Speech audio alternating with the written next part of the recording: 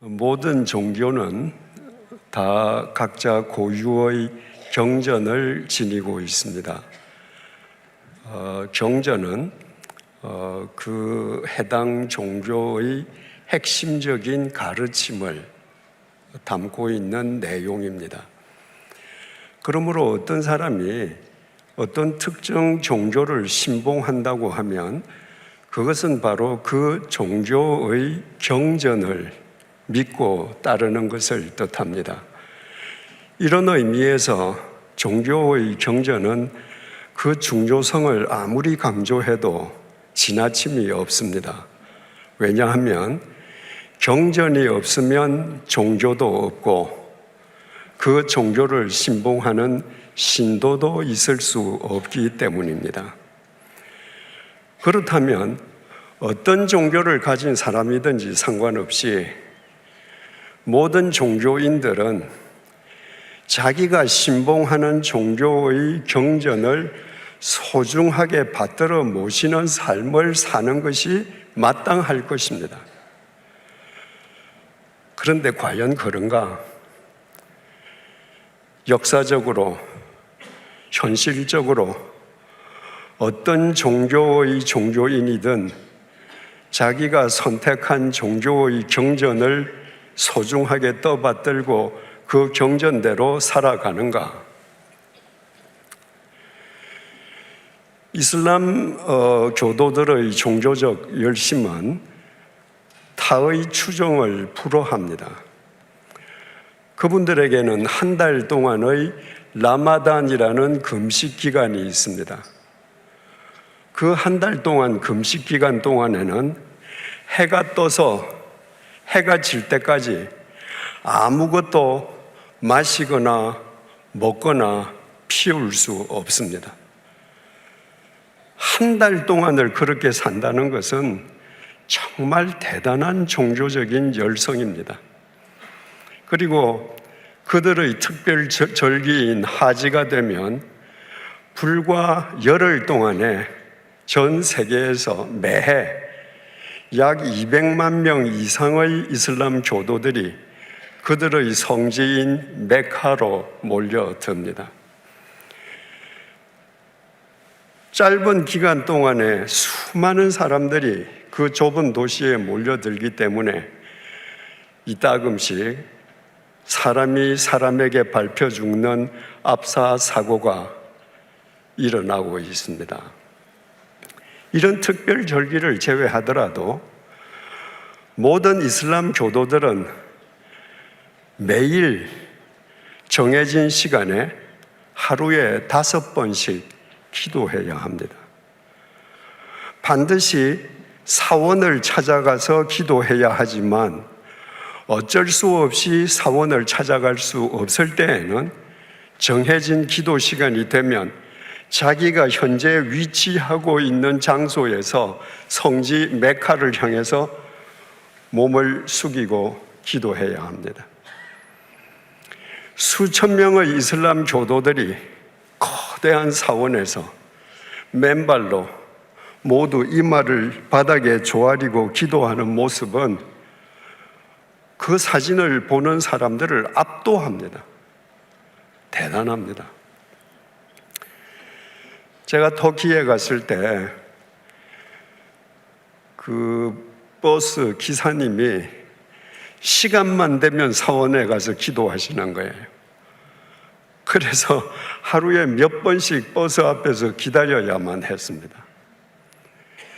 이처럼 타의 추종을 불허하는 종교적 열정을 가지고 있는 이슬람 교도들이 그 열정으로 그들의 경전인 코란의 가르침대로 살고 있는가? 우리는 20년 전에 그 종교적 열성을 가지고 있는 이슬람 교도들의 민낯을 본 적이 있었습니다. 쿠웨이트를 침공했던 이라크의 후세인을 응징하기 위해서 다국적군이 결성되어서 이라크의 수도 바그다드를 함락시켰을 때입니다. 독재자 후세인의 폭정에 시달리던 바그다드의 시민들이 연합군이 들어오는데 전부 만세를 부르고 환영했습니다. 이제 자유라는 것이죠. 그리고는 후세인 대통령 동상 목에 밧줄을 걸고 그 동상을 쓰러뜨렸습니다. 그 직후에 마치 약속이라도 한 듯이 모든 바그다드 시민이 대약탈극을 벌이기 시작했습니다. 그들은 국가기관, 공공건물, 외국 공관, 대저택, 상점은 말할 것도 없고 심지어 박물관, 병원, 약국까지 약탈했습니다. 하루에 5번씩 사원에 찾아가서 기도하는 경건한 모습과는 너무나도 판이하게 달랐습니다. 이라크의 국민은 99%가 이슬람 교도입니다. 그날 바그다드에서 대약탈극을 벌린 그 사람들은 99% 이슬람 교도가 아니고 1% 비이슬람 교도이겠습니까? 아닙니다. 그 약탈극을 벌인 사람들 99%도 전부 다 이슬람 교도들이었습니다. 우리는 코란 내용을 알지 못합니다. 그러나 어릴 때 학교 교과서를 통해서 이슬람이라는 종교의 경전 코란에는 남의 것을 훔치면 손목을 잘라라는 율법이 있다는 건 우리 다 알고 있습니다. 그러나 그날 그 코란의 율법은 바로 이슬람 교도들에 의해서 철저하게 유린당했습니다. 그들은 도대체 무엇을 위해서 하루에 5번씩 사원에 찾아가서 기도한 것입니까? 그런 이슬람 교도들에 의해서 코란의 내용과 정신이 구현될 수 있겠습니까? 아니, 그 대약탈극을 벌인 그 이슬람 교도들이 코란의 내용을 제대로 숙지나 하고 있겠습니까? 여러분, 이슬람교의 경전은 이슬람을 알지 못하는 사람에 의해서 왜곡당하지 않습니다. 이슬람교의 경전은 이슬람을 믿는 사람들, 이슬람 경전을 안다는 사람들, 이슬람 경전으로 밥 먹고 사는 사람들에 의해서 왜곡됩니다. 그날 그 약탈극을 벌린 그 사람들, 그리고도 그 다음날 5번 사원에 찾아가서 기도했을 그 사람들, 그 표리부동한 삶은 그들 자신의 책임입니까? 아니면 그들을 그렇게 잘못 가르친 이슬람교 사제들의 잘못입니까? 제가 인도 뭄바이에서 힌두교 제의에 참여했던 적이 있습니다. 파괴의 신으로 알려져 있는 시바 신전에 먼저 들어갔습니다. 신전 앞에 검고 큰 돌이 박혀 있었습니다. 시바 신을 믿는 사람들에게는 남근이 굉장히 신성하게 존중됩니다. 남근 모양의 큰 돌이에요. 그 시바 신을 믿는 힌두교인들이 사원으로 들어가서 그 남근 모양의 돌에 머리를 조아리고 경배한 다음에 가지고 간 물과 우유를 그 돌 위에다가 부었습니다. 그 흘러내리지 않습니까? 그 흘러내리는 물과 우유를 자기 손으로 훑어서 비벼서 머리에서부터 발끝까지 다 발랐습니다. 일종의 정결 예식이었습니다. 그게 끝입니다. 그걸로 예배는 끝난 겁니다. 그들이 훑어 부벼서 머리 끝에서부터 발끝까지 바른 물과 우유는 밑바닥으로 전부 다 흘러내려서, 신전 밑바닥으로 흘러내려서 떼국물이 흐르는 그들의 발바닥 아래에서 먹물로 변했습니다. 신전에는 모든 사람이 신을 벗고 들어가야 합니다. 제 양말에 그 먹물이 다 묻었습니다. 온 신전에 흐른 우유와 그 우유를 밟은 사람들 때문에 우유의 비린내가 가득 찼습니다. 제 양말에 묻었던 비린내는 구두에 배였습니다. 그 비린내는 한동안 가시지 않았습니다. 그 다음에는 유지 신으로 알려져 있는 비슈누 신전으로 갔습니다. 시바 신전과는 비교할 수 없을 정도로 정말 모래처럼 많은 사람들이 몰려 있었습니다. 힌두교 신자들은 윤회를 믿지 않습니까? 그러니까 다음 생에서 태어날 때 돼지나 개로 태어나지 않고 사람으로 유지되어서 태어나기를 바라는 심정이 그 유지신에게 대한 열정으로 나타나지 않았나 싶었습니다.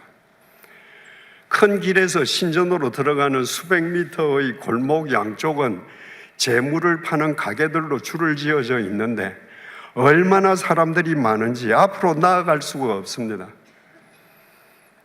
사람들은 꽃, 과일, 떡, 과자 등 전부 재물을 한 아름씩 샀습니다. 높은 계단을 올라가면 신전 마당이 나옵니다. 그 마당에 신전 안으로 들어가려는 사람들이 장사진을 이루고 있습니다. 비슈누 신전도 신발을 벗어야 합니다. 신발을 벗고 들어갔는데요, 운신할 수가 없습니다. 밀려가는 거죠.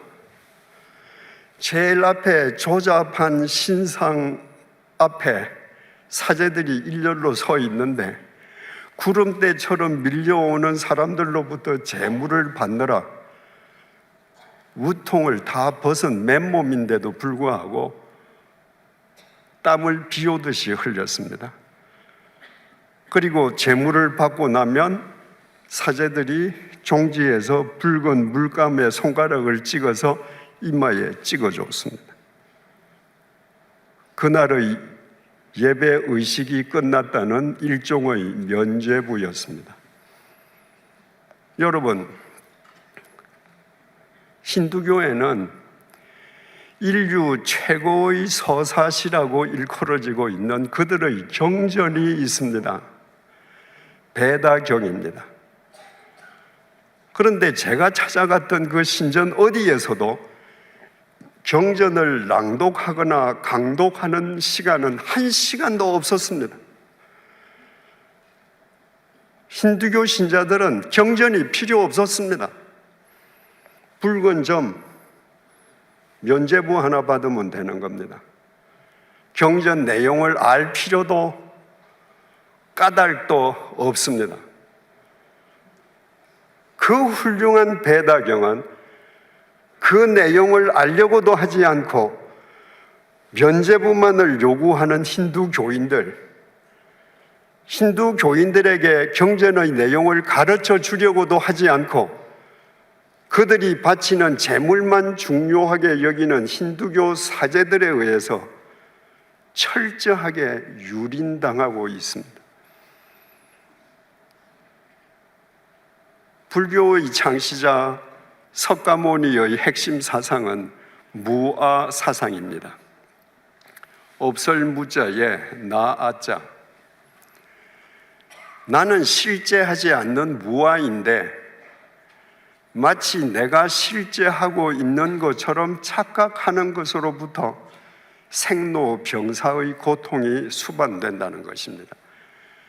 그러므로 내 자신이 무아인 것을 깨달음으로 인해 모든 고통에서 해방될 수 있다고 석가모니는 설파했습니다. 그리고 자기의 죽음이 임박했을 때 제자들에게 자신이 죽으면 자신의 시체를 불태워서 없애버리라고 명령했습니다. 인생은 무임을 자기의 죽음을 통해서도, 자기의 시체를 통해서도 제자들의 마음속에 각인시켜 주려 했던 것입니다. 석가모니가 열반에 들었습니다. 그 제자들이 석가모니의 유언에 따라서 다비식 화장을 했습니다. 그리고 그 제자들이 뭘 한지 아십니까? 불에 탄 석가모니의 재에서 젓가락을 들고 사리를 찾았습니다. 스승은 물을 가르치기 위해서 내 시신마저 태워서 재로 없애버리라고 했는데 제자들은 젓가락을 들고 무 속에서 유를 추구했습니다. 그 뒤에 2500년이 지난 지금까지 불교에서는 스승이 돌아가면 제자들이 다비식을 열고 젓가락으로 사리를 수습해서 아무개 스님은 사리가 몇 개나 나왔네, 아무개 스님은 생각과 달리 하나도 없네, 이러고들이 있습니다. 여러분, 물을 가르치신 석가모니의 그 가르침이 2500년이 지난 지금까지 죽음 속에서도 유를 추구하는 그 제자들에 의해서 바르게 구현될 수 있겠습니까? 왜곡되지 않겠습니까? 불경을 알지 못하는 사람에 의해서 왜곡되는 법이 없습니다. 불경을 아는 불자들에 의해서 왜곡됩니다. 코란경은 이슬람 교도들에 의해서, 베다경은 힌두교 신자들에 의해서 왜곡됩니다. 그러면 우리 기독교는 어떨까요? 하나님께서 사람을 만드시고 첫 번째 남자와 여자에게 이렇게 말씀하셨습니다. 창세기 2장 16절에서 17절입니다. 여호와 하나님이 그 사람에게 명하여 이르시되 동산 각종 나무의 열매는 내가 임의로 먹되 선악을 알게 하는 나무의 열매는 먹지 말라. 내가 먹는 날에는 반드시 죽으리라 하시니라. 반드시 죽으리라. 히브리 말로 모트 타 무트라고 기록되어 있습니다. 무트가 죽다는 의미의 히브리 동사인데 무트가 2번 반복되어 있는 겁니다. 히브리 문법상으로 같은 단어가 2번 반복되는 것은 대단히 강조하는 법입니다. 그러니까 너 죽고 또 죽어, 이 이야기는 예외가 없어. 네가 이것을 먹으면 어떤 경우이든지 어떤 구실을 붙여도 넌 반드시 죽어, 이 말입니다.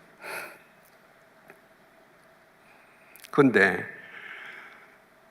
사탄의 유혹을 받은 여자가 뭐라고 했습니까? 창세기 3장 3절입니다.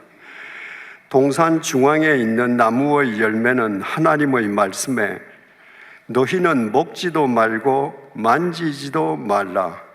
너희가 죽을까 하노라 하셨느니라. 반드시 죽으리라가 죽을까 하노라로 왜곡되었습니다. 누구에 의해서? 첫 번째 여자에 의해서. 성경의 역사는 이렇게 시작됩니다. 자기가 갖고 싶은 것, 먹고 싶은 것, 그 본능을 이기지 못해서 그것을 충족시키기 위해서 하나님의 말씀을 교묘하게 왜곡시켰습니다. 이스라엘 백성들이 이집트의 노예살이로부터 해방되었습니다. 그리고 시내산 아래에서 진을 쳤습니다. 하나님의 법을 받으러 시내산 위로 올라간 모세가 언제 내려올지 깜깜무소식입니다. 그때 일어난 일을 출애굽기 32장 3절 5절이 이렇게 전해줍니다. 모든 백성이 그 귀에서 금고리를 빼어 아론에게로 가져가매 아론이 그들의 손에서 금고리를 받아 부어서 조각칼로 새겨 송아지 형상을 만드니 그들이 말하되 이스라엘아 이는 너희를 애굽 땅에서 인도하여 낸 너희의 신이로다 하는지라. 하나님의 대리인으로 여겼던 모세가 안 보입니다. 그들에게는 눈에 보이는 하나님이 필요합니다. 그래서 이스라엘 백성들은 그들의 금붙이를 뽑아서 애굽에서 보았던 금 송아지 형상의 우상을 만들었습니다. 아론으로 하여금 만들게 했습니다.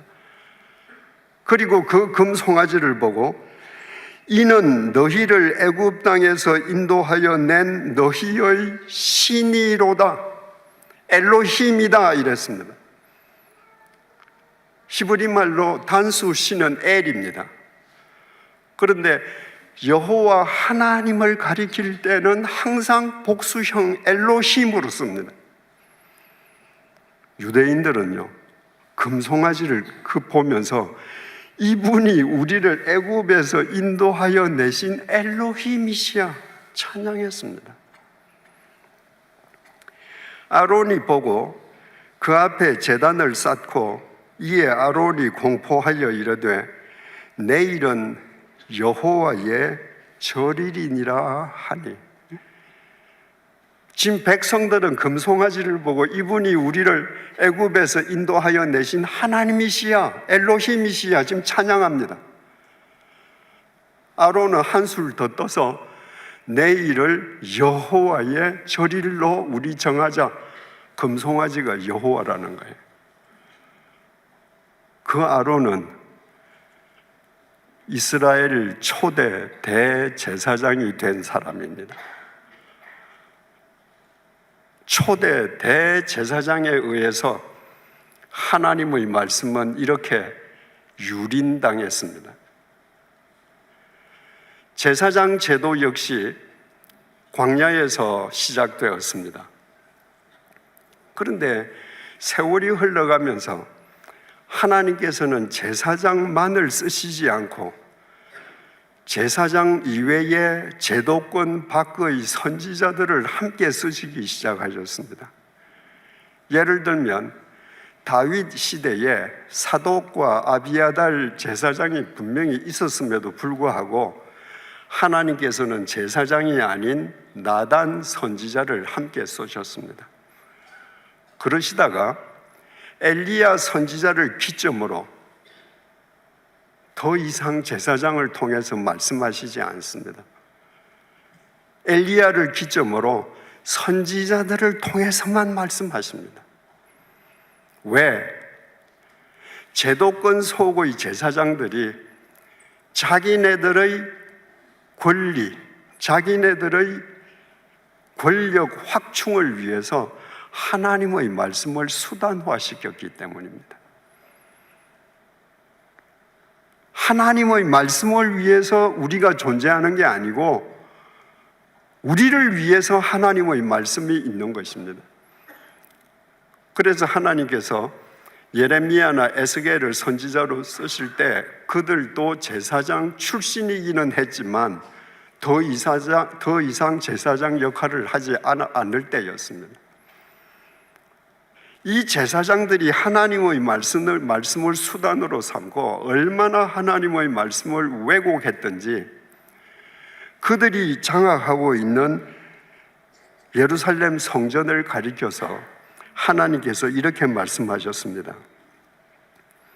예레미야 7장 4절입니다. 너희는 이것이 여호와의 성전이라, 여호와의 성전이라, 여호와의 성전이라 하는 거짓말을 믿지 말라. 그만큼 제사장들이 하나님의 말씀을 왜곡한 거예요.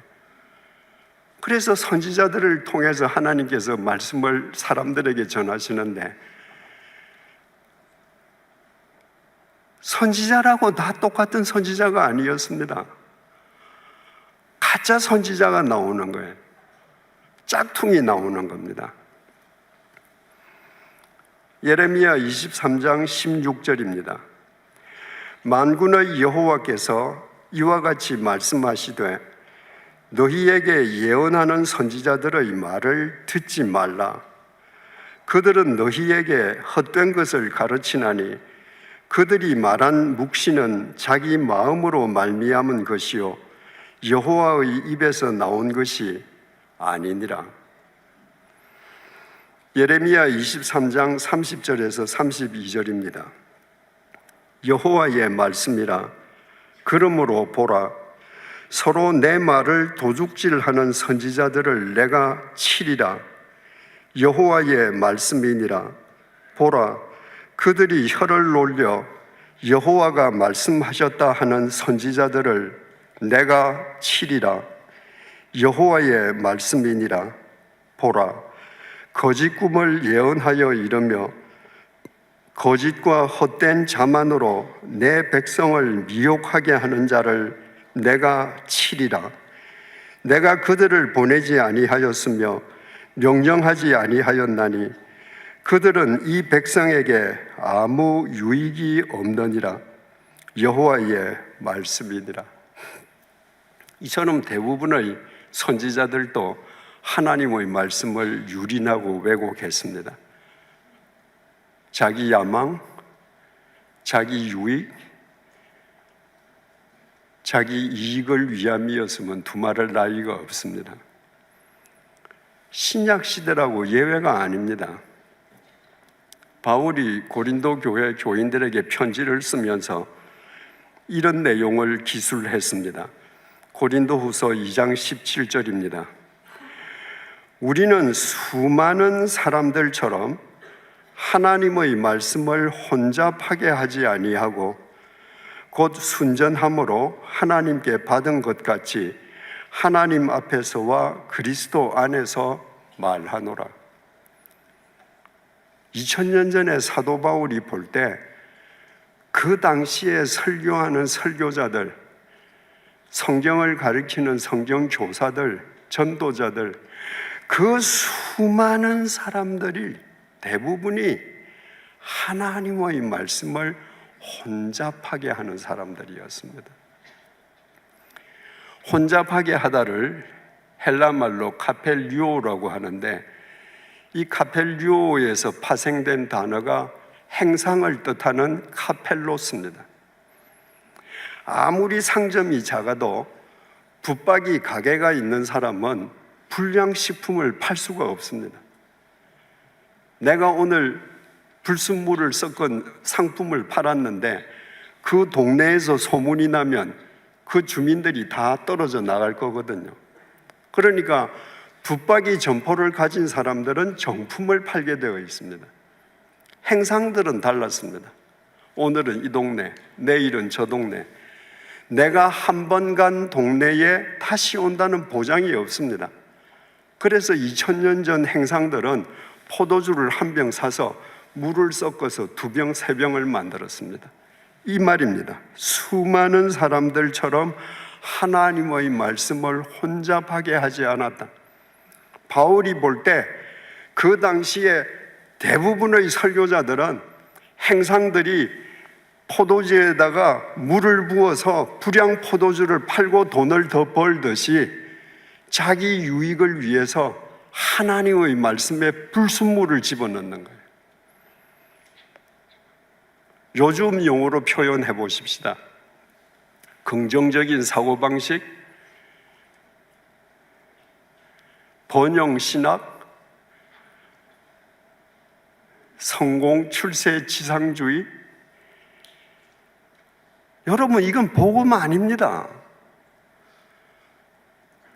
그런데 바울이 보니까 전부 다 듣기 좋은 불순물을 집어넣는 거예요. 목적은 그들의 주머니를 위함이면 두말할 필요가 없었죠. 이 고린도후서 2장 17절을 새번역 성경과 공동번역이 더 리얼하게 번역했습니다. 새번역 성경입니다. 우리는 저 많은 사람들처럼 하나님의 말씀을 팔아서 먹고 살아가는 장사꾼이 아닙니다. 바울의 말입니다. 우리는 하나님께서 보내신 일꾼답게 진실한 마음으로 일하는 사람들입니다. 우리는 하나님이 보시는 앞에서 그리스도 안에서 말하는 것입니다. 공동번역은 이렇게 번역했습니다. 우리는 다른 많은 사람들처럼 하나님의 말씀을 파는 잡상인들이 아니라 하나님의 파견을 받고 하나님 앞에서 일하는 사람으로서 순수한 마음을 가지고 그리스도의 이름으로 말씀을 전하고 있습니다. 여러분, 이 구절 속에서 자기 유익을 위해서 말씀을 왜곡하는 수많은 설교자들을 보는 바울의 안타까운 마음이 여러분들에게도 전해지십니까? 고린도후서 4장 1절 2절에서는요, 바울이 자기가 하나님께로부터 부여받은 의의 직분을 설명하는 가운데 이렇게 증언합니다. 그러므로 우리가 이 직분을 받아 긍휼하심을 입은 대로 낙심하지 아니하고 이에 숨은 부끄러움의 말을 버리고 속임으로 행하지 아니하며 하나님의 말씀을 혼잡하게 하지 아니하고 오직 진리를 나타내므로 하나님 앞에서 각 사람의 양심에 대하여 스스로 추천하노라. 그러니까 하나님의 말씀을 혼잡하게 하지 아니하고, 아까 고린도전후서 2장 17절과 똑같은 표현이 나왔습니다. 우리말로는 똑같이 기록이 되어 있는데 헬라말은 전혀 다릅니다.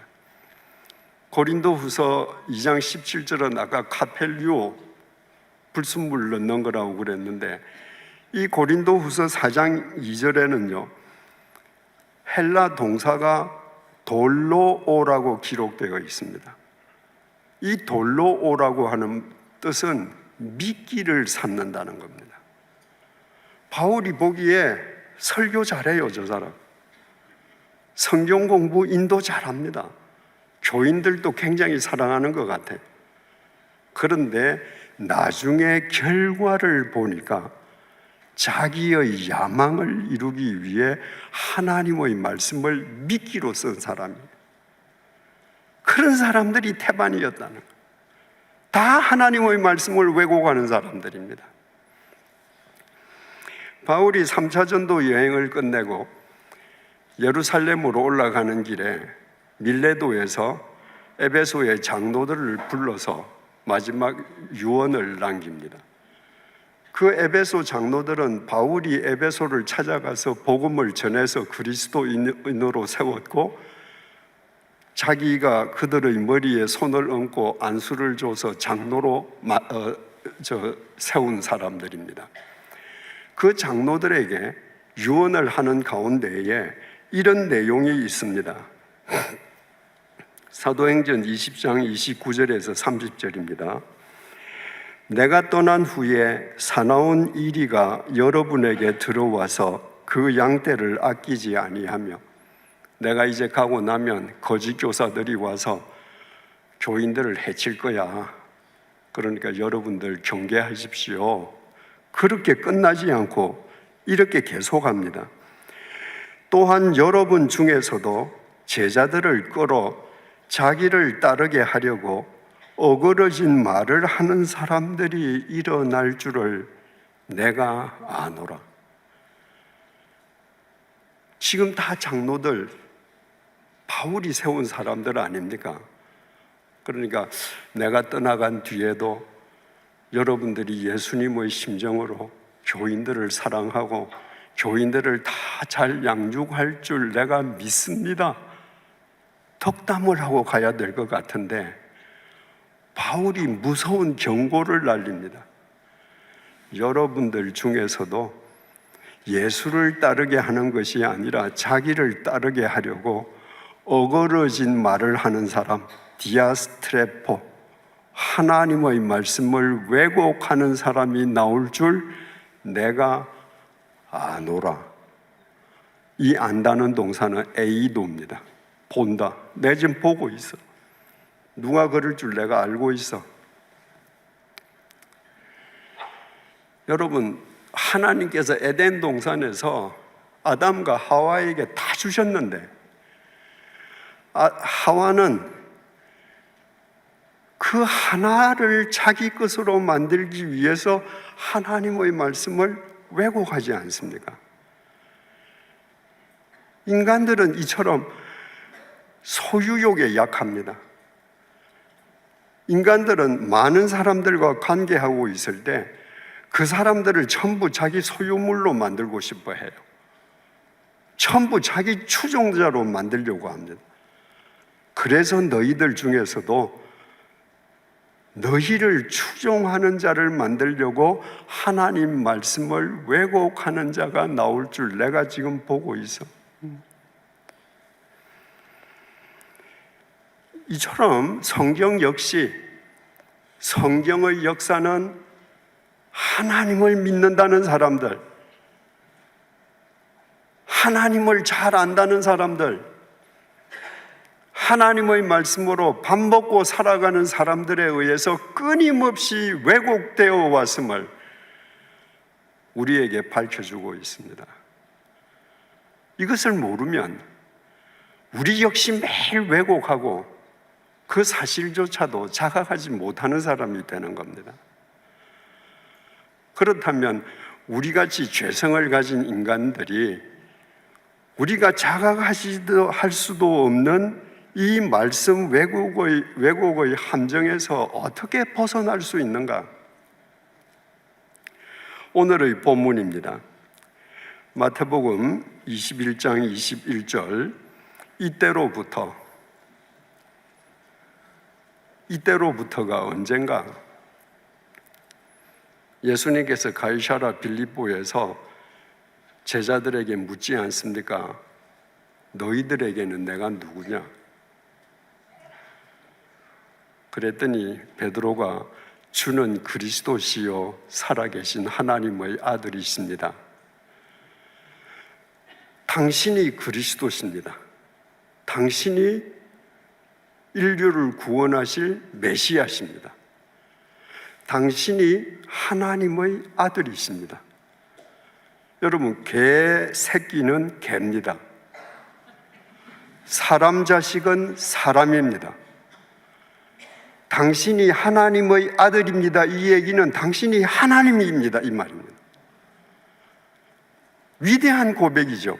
어디서 했는가? 가이사랴 빌립보에서 했습니다. 가이사랴 빌립보는 분봉왕 헤롯 빌립이 로마 황제 카이사라를 위해서 대도시를 짓고 그 도시에 로마 황제의 칭호 카이사르 그리고 자기의 이름 빌립을 붙여서 가이사랴 빌립보라고 명명했습니다. 옛날에 황제의 이름이나 칭호가 붙은 도시가 많이 있었는데 아무 도시나 황제 칭호를 붙일 수 없습니다. 대로마 제국의 황제의 위용에 걸맞게 상당한 규모의 대도시여야 합니다. 뿐만 아니라 그 도시의 가장 높은 언덕이나 가장 중요한 중간 지점에 황제를 위한 신전이 있어야 했습니다. 가이사랴 빌립보에 로마 황제 카이사라의 칭호가 붙었다고 하는 것은 그 도시에 황제의 신전이 있다는 겁니다. 황제의 신전이 인간을 압도하는 가이사랴 빌립보에서 베드로가 말했습니다. 삼권을 장악하고 있는 로마 황제가 메시아가 아니고 당신이 그리스도, 당신이 메시아십니다.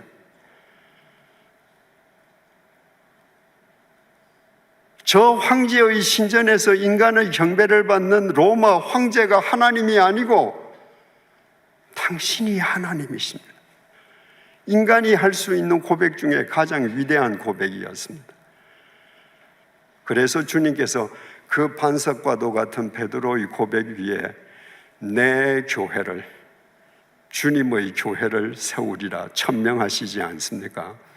이처럼 주님께서 누구신지 제자들이 알았기 때문에 이때로부터입니다.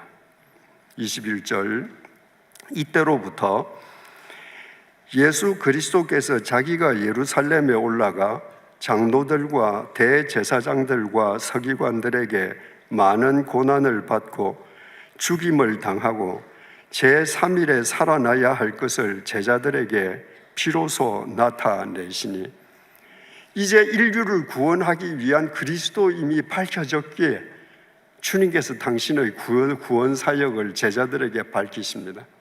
내가 예루살렘에 올라가면 이렇게 고난을 받고 이렇게 죽임을 당할 거야. 그러나 내가 3일째 되는 날 다시 살아날 거야.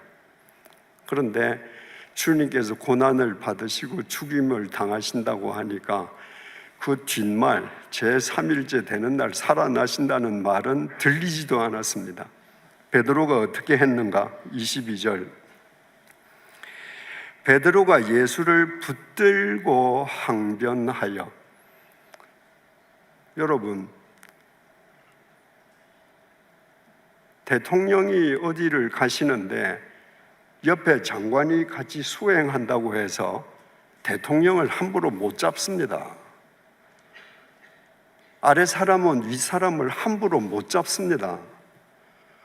근데 베드로가 예수를 붙잡았습니다. 프로슬람바노, 뭘 붙잡았겠어요? 예수님의 옷을 낚아챘습니다. 항변하여, 에피티마오, 우리는 항변했다, 한자말로 대항해서 변론했다, 아주 고상하게 썼는데 야단쳤다는 말입니다. 예수님의 말씀이 끝나기가 무섭게 베드로가 예수님의 옷자락을 낚아채면서 예수님을 꾸짖었습니다. 이르되 주여 그리 마옵소서, 이 일이 결코 주께 미치지 아니하리이다. 우리나라 말은 존댓말로 고상하게 번역이 되어 있습니다. 헬라 말에는 존댓말이 없습니다. 이 말을 반말로 한번 생각해 보세요. 베드로가 예수님의 옷을 낚아채고 지금 꾸짖습니다. 뭐라고? 그런 소리 하지 마. 그런 일은 너한테 절대 안 일어나. 이게 베드로가 한 말입니다. 여러분, 베드로는 지금 당신이 하나님이라고 고백했습니다. 당신이 메시아라고 고백했습니다. 그러면 주님께서 무슨 말씀을 하시든지 순종해야 합니다. 그런데 베드로가 그 자리에서 예수님의 말씀을 유린했습니다. 너 그런 소리 하지 마. 누가 하나님이에요? 자기가 하나님이에요. 자기 마음에 안 들면 하나님이 무슨 말씀을 하셔도 안 받아들이는 거예요. 우리하고 똑같습니다. 23절, 예수께서 돌이키시며 베드로에게 이르시되. 예수께서 돌이키시며, 이 무슨 말이겠습니까? 베드로가 예수님의 옷을 낚아채면서 너 무슨 그런 소리 해? 너한테 그런 일은 일어나지 않을 테니까 그런 소리 하지 마 라고 추태를 부릴 때 예수님께서 베드로를 외면하셨다는 말씀입니다. 베드로의 추태가 끝난 뒤에 예수님께서 베드로에게 고개를 돌이키시고 베드로의 눈을 쳐다보시면서 말씀하십니다. 사탄아, 내 뒤로 물러가라. 너는 나를 넘어지게 하는 자로다. 내가 하나님의 일을 생각하지 아니하고 도리어 사람의 일을 생각하는도다 하시고. 여러분, 사탄은 머리에 뿔난 도깨비 아닙니다. 하나님의 말씀을 왜곡하고 유린하면 그 사람이 사탄입니다. 너는 하나님의 일을 생각하지 않고 사람의 일을 생각하는도다. 하나님의 일은 뭡니까? 당신의 독생자를 십자가의 제물을 삼아서 죽을 수밖에 없는 인간을 영원히 구원하시겠다는 것이 하나님의 일입니다. 그런데 베드로가 생각하는 사람의 일은 뭔가? 예수 당신한테 그런 일이 일어나면 안 돼. 그런 소리 하지 마. 왜 그러는가? 이때까지만 해도 베드로 역시도 예수를 정치적인 메시아로 알았습니다. 로마 제국으로부터 자기들에게 자유를 가져다 주고 경제적인 번영을 안겨다 줄 정치적인 메시아로 알았습니다. 제자들이 다 그랬습니다. 아니, 제자들 부모도 그랬습니다. 그래서 요한과 야고보 형제 어머니가 예수님에게 조용히 나와서 청탁하지 않습니까? 선생님, 예루살렘 올라가시면 내 아들 하나는 오른쪽에 하나는 왼쪽에, 이게 우리나라 역사적인 용어로 표현하면 뭡니까? 하나이는 좌의정, 하나는 우의정 시켜주세요, 이 얘기지 않습니까? 그 어머니가 청탁했다는 얘기를 듣고 제자들이 화가 나서 예루살렘으로 올라가면서, 예루살렘으로 예수님께서는 십자가에 못 박히시기 위해 올라가는데 제자들은 이제 예수님께서 집권하신다고 생각하고 누가 더 크냐, 누가 더 큰 자리 할 거냐 싸우지 않았습니까? 지금 베드로가 그거예요. 당신은 우리에게 정치적인 해방을 가져다 줘야 되는데 이 불쌍하고 굶주린 이 민중들에게 경제적인 번영을 안겨줘야 되는데 네가 죽는다니 이게 무슨 소리냐? 그건 사람의 일. 그래서 예수님께서 사탄아 불렀습니다.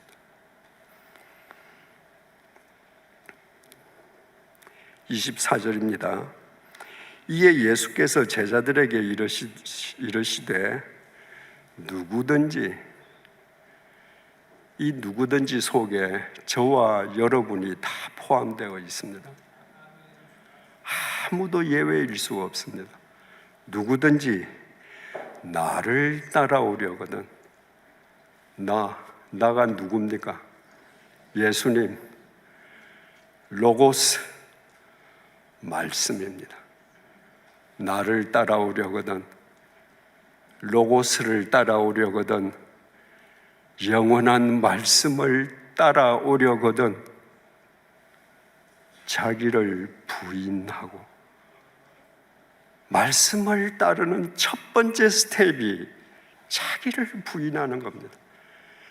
자기를 부인하지 못할 때 황제의 신전이 인간을 압도하는 황제의 도시에서 당신이 그리스도시요 당신이 하나님이라고 고백했던 베드로가 어떻게 됐습니까? 예수님을 꾸짖지 않습니까? 자기가 하나님이 되지 않습니까? 자기 부인이 없었던 것입니다. 우리가 예수를 따르려면, 말씀을 따르려면, 그 말씀을 내 생명의 말씀으로 좇으려면 제일 첫 번째 걸음이 자기 부인입니다. 나를 부인해야 그 말씀이 내 속에서 역사하시고 그 말씀이 내 손발을 통해서 인카네이션 되는 겁니다.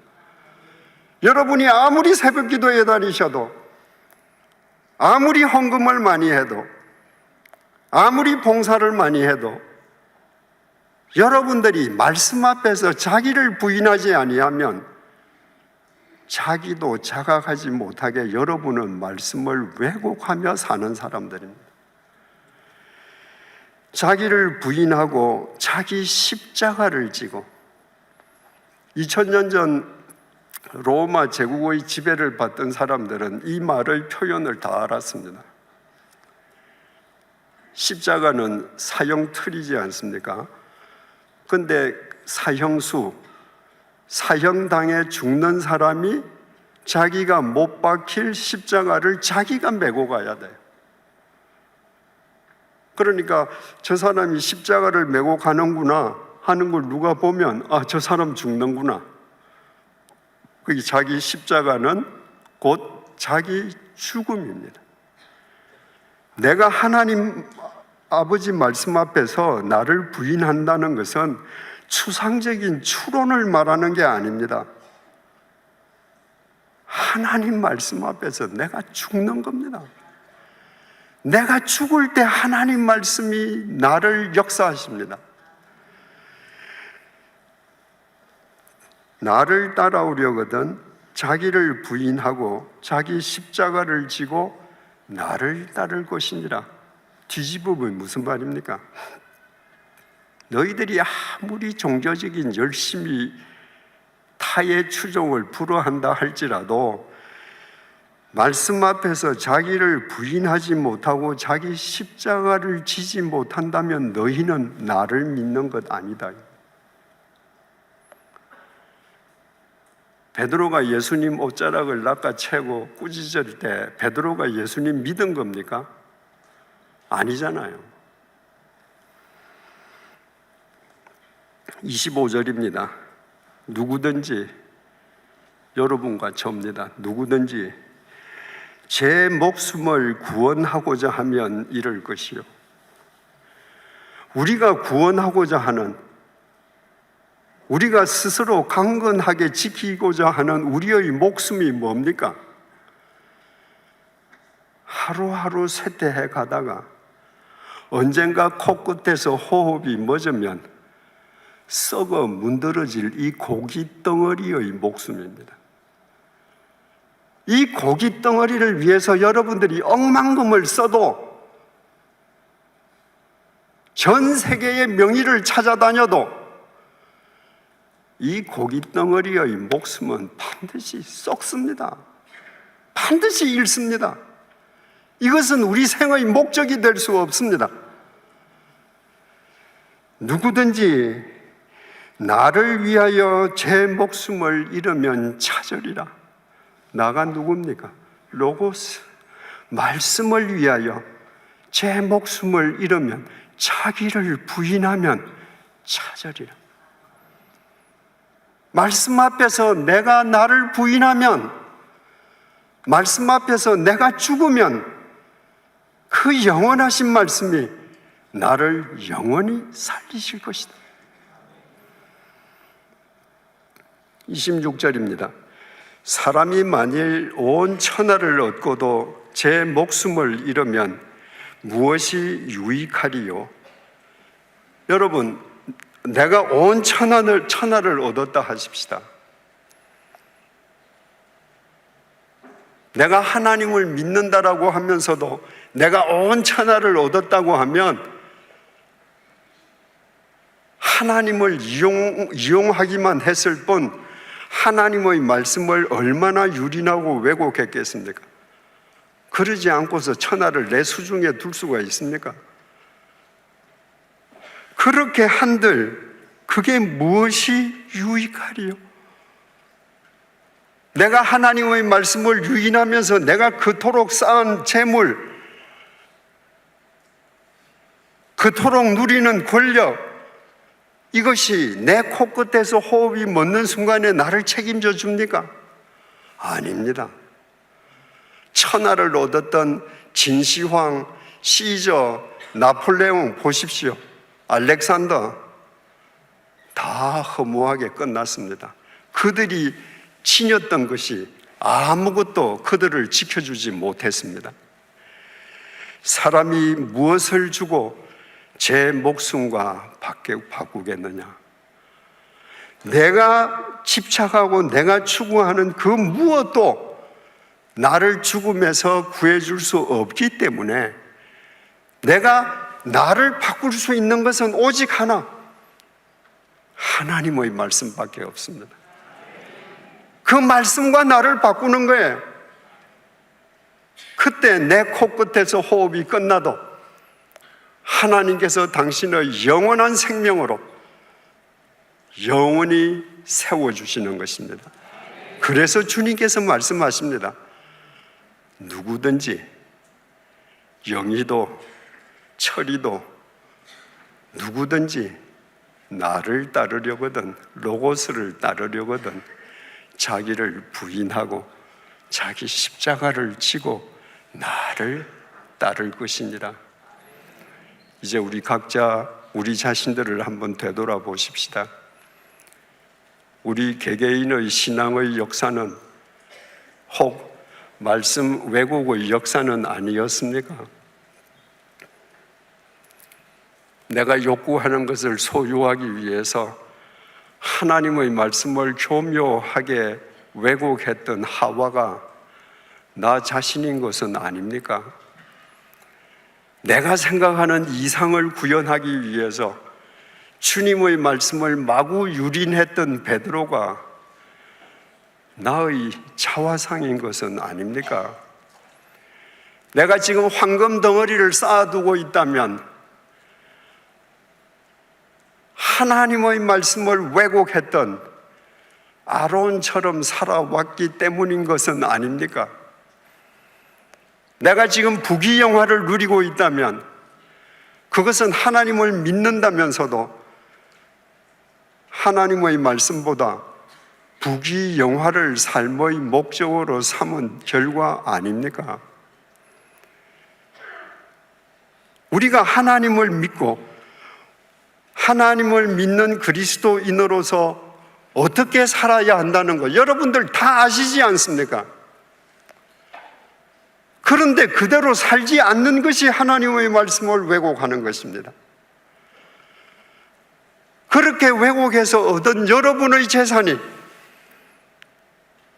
여러분의 부귀영화가 여러분의 코끝에서 호흡이 멎는 순간에 무슨 소용이 있습니까? 여러분이 지금 지닌 것 중에 무엇이 어느 날 불현듯이 여러분을 덮쳐주는 죽음을 물리칠 수 있습니까? 아무것도 없습니다.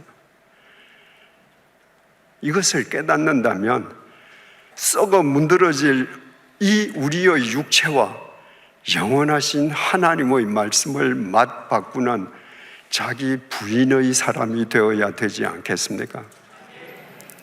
마태복음 13장에 씨 뿌리는 자의 비유가 나옵니다. 농부가 바람에 씨를 뿌렸습니다. 어떤 씨는 길가에 떨어져서 새들이 와서 먹었습니다. 어떤 씨는 돌짝밭에 떨어져서 해가 나서 타 죽었습니다. 어떤 씨는 가시떨기에 떨어져서 잎이 났지만 가시의 기운에 눌려서 죽었습니다.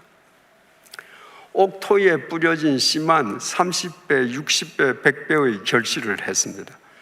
자, 보십시오. 결실한 옥토, 전혀 결실하지 못한 길가, 돌짝밭, 가시떨기, 이 두 공간 사이에는 가장 기본적인 차이가 있습니다. 이 옥토라는 공간에만 자기 부인이 선행되었다는 겁니다. 농부가 삽을 가지고 자기를 찔렀습니다. 뒤집어 엎었습니다. 이 흙은 받아들였습니다. 자기를 부인했습니다. 오랫동안 무슨 보물단지처럼 품고 있던 돌들, 쓰레기들, 농부가 그거 다 없앴습니다. 다 받아들였습니다. 죽은 듯이 받아들였습니다.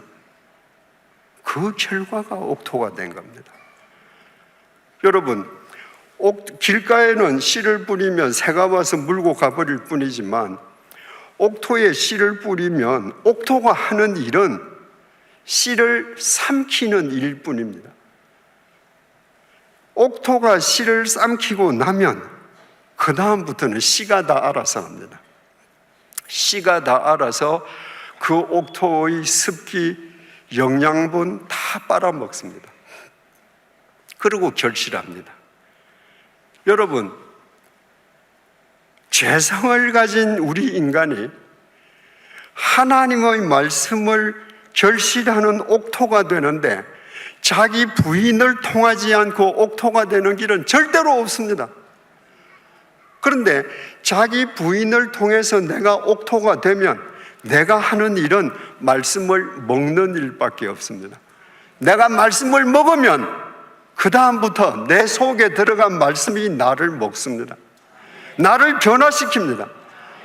나를 주님의 말씀대로 살아가는 용기 있는 사람이 되게 만드십니다.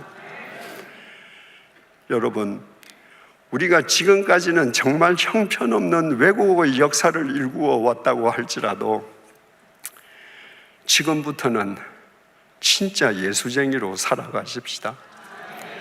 하나님의 말씀 앞에서 자기를 부인하는 참된 그리스도인이 될 때 나 한 사람은 보잘것없어도 주님께서 우리 한 사람 한 사람을 들어 이 시대를 밝히고 밝히시는 당신의 역사를 펼쳐가시지 않겠습니까? 잊지 마십시오. 하나님을 믿는다는 절대 다수는 항상 자기 욕망을 위해서 하나님의 말씀을 왜곡하는 넓은 길을 걸었습니다. 성경의 역사입니다. 오직 엘리야처럼 소수만 하나님 말씀 앞에서 자기가 죽는 좁은 길을 걸었습니다. 중요한 사실은 그 좁은 길을 걷는 자기 부인의 사람들을 통해 하나님의 역사는 면면이 이어져 온다는 것입니다. 오늘 이 밤이 사랑하는 교우님 여러분들께서 여러분의 생명을 하나님 앞에 내어드리고 자기 부인의 좁은 길을 향하는 첫걸음을 떼기 시작하는 역사적인 밤이 되시기를 축원합니다. 기도하시겠습니다.